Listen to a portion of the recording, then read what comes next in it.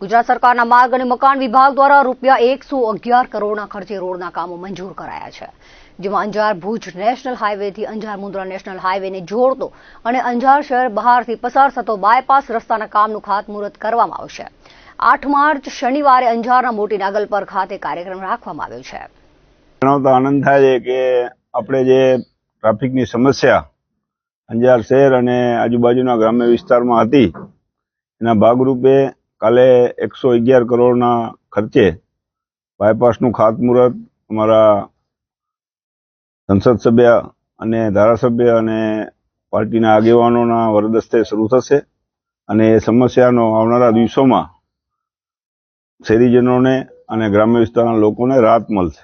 18 માસની મુદત છે ટેન્ડરમાં, પણ કોન્ટ્રાક્ટર એવું કહે છે કે જલ્દી થઈ જશે.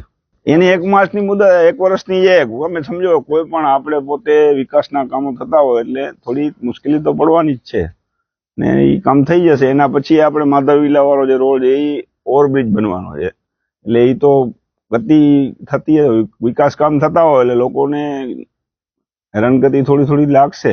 આ 111 કરોડના ખર્ચે જમીન સંપાદન અને પ્રોજેક્ટ કોસ્ટ 59 કરોડ એની પ્રોજેક્ટ કોસ્ટ છે. એવું ના હોય, એમાં શું છે કે એને કોઈ ગેરસમજણ થઈ હોય. બાકી જે જ્યાં રોડ નીકળ્યા છે ત્યાં જ વિકાસ થયો છે. આપણે ખ્યાલ છે ભૂકંપ પછી રિંગ રોડ ભુજ બન્યા, તો જે ભુજમાં જે સ્થિતિ છે આખી બદલાયેલી છે. એને રોડ કનેક્ટિવિટી એની પ્રોપર્ટીના પણ ભાવ વધતા હોય છે, પણ ક્યારેક કોઈને ગેરસમજણ થઈ ગઈ હોય તો એવું બનતું હોય છે, પણ એને ખ્યાલ આવી જાય એટલે કામ થતા જ હોય.